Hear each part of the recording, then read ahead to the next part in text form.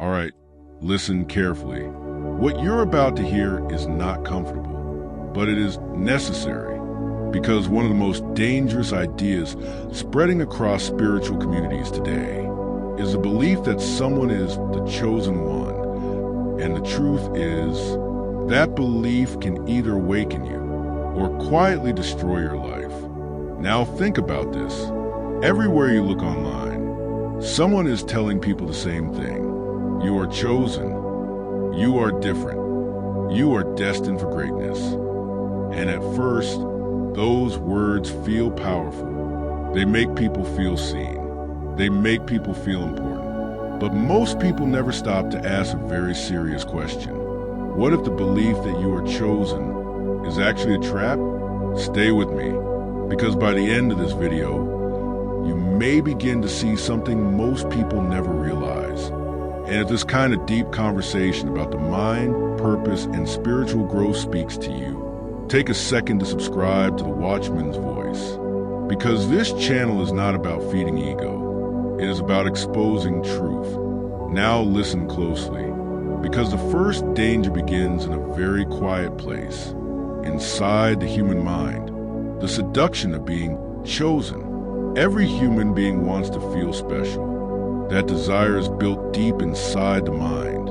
Nobody wakes up wishing to be ordinary. People want meaning. They want importance. They want to believe their life matters. So when someone hears the words, "You are chosen," something powerful happens inside their brain. Suddenly their struggles feel different. Their loneliness feels meaningful. Their pain begins to look like preparation. And slowly, a new identity forms. They begin to see themselves as someone set apart, different from others, above the crowd. And this is where the danger quietly begins. Because the moment someone believes they are chosen, they stop seeing themselves the same way they see everyone else. A distance begins to form, not physically, but mentally. They start to think, I understand things others don't. They are asleep. I am awake. At first this feels empowering, but over time, it can slowly transform into something much darker. Something most people never notice. Spiritual ego. And spiritual ego is one of the hardest traps to escape because it disguises itself as enlightenment. But what happens next is even more dangerous because once the mind accepts the idea of being chosen, it begins searching for proof everywhere. The mind begins collecting evidence. Think about this carefully. The human brain loves patterns. Once it believes something, it starts looking for evidence to confirm it. Psychologists call this confirmation bias, but in spiritual communities, it shows up in very subtle ways. For example, someone might lose their job. Instead of seeing it as a normal life setback, they say, this is happening because I'm chosen. Someone might experience rejection. They say, people cannot understand my energy. Someone might face criticism. They say, they are attacking me because I carry truth.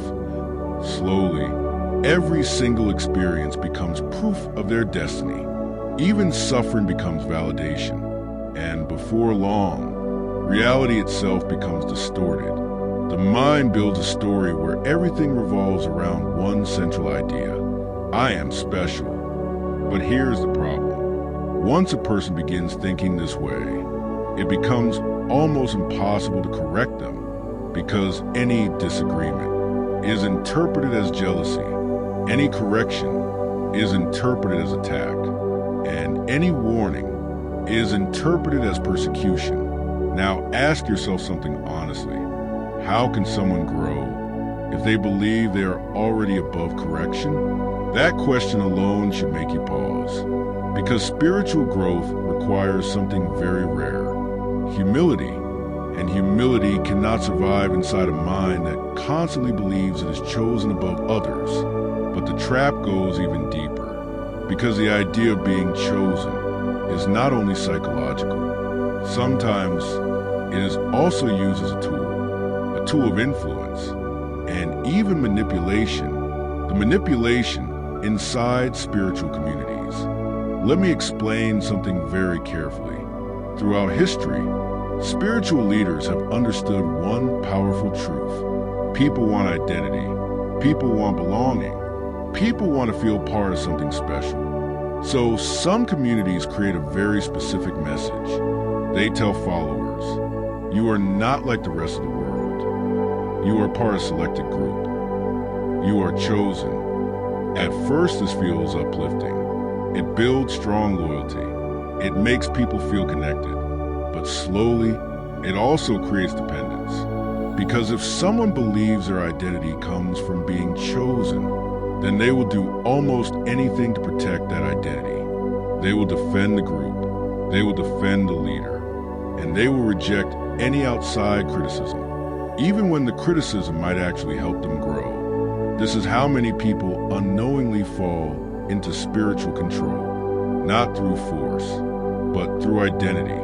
The moment someone believes their value depends on being part of the chosen group, they stop thinking independently. And this is where things become very dangerous, because real spiritual growth requires something different. It requires honesty. It requires questioning. It requires self-examination. But the chosen one narrative often discourages those things. Instead, it feeds something else, something much more fragile, spiritual pride. But pride always carries consequences. And one of the most painful consequences is isolation. Why many chosen ones end up alone. Have you noticed something interesting? Many people who strongly believe they are chosen also say the same thing. Nobody understands me. I can't connect with people. I'm different from everyone. At first glance, that sounds like evidence of their special identity.